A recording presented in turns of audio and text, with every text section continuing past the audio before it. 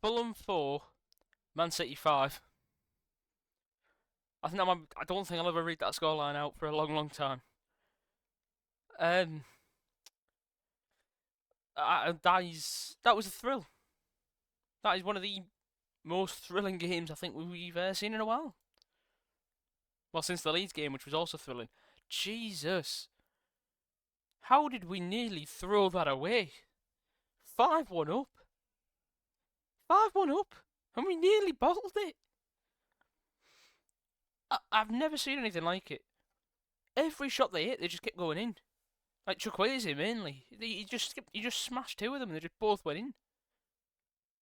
Honestly, I've never seen the like. Oh, jeez, well, we best get into play rating, shall we? But, gee, how do we even rate this? This is something else. Donnarumma with a 4.9. I think it's a bit harsh, to be fair, because them shots came flying in, to be fair. I mean, he probably should have done better maybe on one of them, but honestly, they were just good goals from Fulham, if I'm honest. I'm not going to criticise Donnarumma too much. Maybe defenders should have been a bit better, but, like, Donnarumma, certainly, I feel like they just fizzed past him. Honestly, unbelievable. Crazy. Mad. But yeah, Donnarumma, 4.9 is a bit harsh in my opinion, but I'd probably give him a 6 or a 5. I'd probably give him a 6. Because, I mean, he's on a 5 basically now. So yeah, I'd probably just give him a 6. I don't think it was anything, but I suppose when you concede 4 as a keeper, so you've got to look somewhere. Mateus Nunes, he won the most duels. I thought he did alright. I think it was a standard performance from Nunes, really. Nothing really stood out. Again, from the back four, I'd say the same, really. O'Reilly a little bit off it, really, from the second half. I mean, that's a start difference, that. Mateus won 9 duels. O'Reilly lost 9 duels. Bloody hell. O'Reilly was not really up to it. Josko as well, meh. Ruben looked like he was going to tear his hair out during that second half. When Bernardo and Phil didn't close that one shot down, Jesus, he looked like he was going to kill someone. Ruben was the only one who looked like he was up for it. Everyone else just was down in tools. It was ridiculous. Yeah, defence overall was just not it. It was not it at all. I've never seen a more shocking defensive performance than that second half. Midfield as well. Gonzalez was great until he came off, and then that's when it all went to pot. But you know, I mean, well, to be fair, we'd conceded to a Iwobi by then, but still, we just looked even worse. Like he was keeping it all together, but he was absolutely knackered though, so he had to come off. But the second he came off, everything fell to pieces. Bernardo Silva was good in my opinion, just because of his fight. He absolutely ran. Everyone was saying he was like knackered and like fatigued by the end of it, and yeah, no wonder, because he was playing his bloody heart out. Like no wonder he's gonna be tired. 31-year-old. He was What was his distance run? I'm curious. Does it say on here? I thought it did. Does it not say distance covered? That'll be a different site that says that. I swear it used to say like distance covered. Anyway, Bernardo was good in my opinion. Reinders took his goal well. I thought it was a really good finish, you know. It was good, great pass by Haaland for him, but yeah, the finish was beautiful.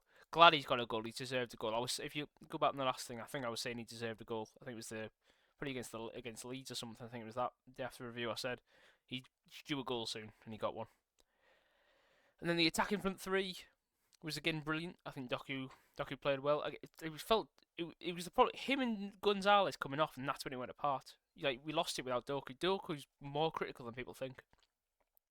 But yeah, I thought again just absolutely superb.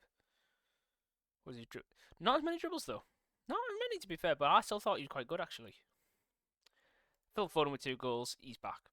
You can't deny it now. He's back. 2 shots, 2 goals. He's unreal.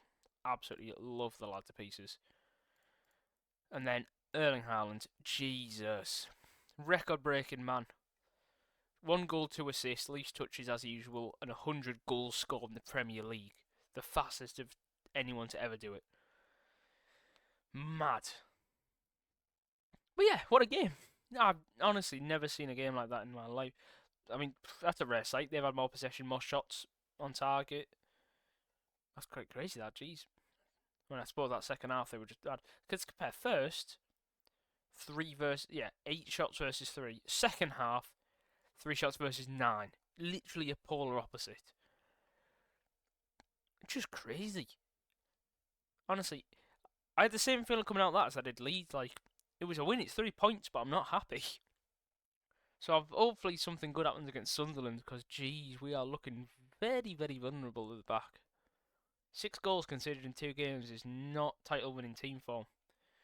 But we've got 6 points out of it though, and we're 5 points off Arsenal, who they play Villa, don't they? Isn't that the early kickoff? Yeah. Early kickoff away to Villa before we even play. If they lose there, and Villa are in very fine form, if Villa get a shock win there, we could play Sunderland and get ourselves 2 points behind. Or instead we could end up losing and be third, and we'll be behind bloody. I mean, Chelsea have better goal difference. If we lose, we could drop down even if Villa beat Arsenal. Scary stuff. But yeah, I think we should. I think we should be able to get past Sunderland. I'm feeling confident for that game. I'm trying to think early score prediction for that game. I think it could be tight though. It could be like 2-1. And honestly, it could be a 1-1. If we're not up for it, it could easily be a 1-1. Maybe a 2-2, I think. No, 2-2 would make more sense. We'll either win it 3-2 like Leeds or be 2-2, I think, because I think we're both very attacking sides at the minute. We're leaking goals. I think they could easily leak goals. So I could easily see a 2-2 or a 3-2. But have to see what happens when the team comes out, you know. I'll be interested to see how it develops over the next couple of days. But should be a good game, Sunderland. I'm very excited, you know. It's good to see, good to be playing Sunderland again. You know, it's a shame they've been out of the Premier League for too long, so it's good to see Man City versus Sunderland. It's always been a good fixture in the past, so looking forward to it. But yeah, what can we do? We're still second, that's good. And yeah, on to Sunderland. Fulham 4, Man City 5. One of the craziest games we've seen in a long, long time. Hopefully we don't see many like that again. But yeah, come on City.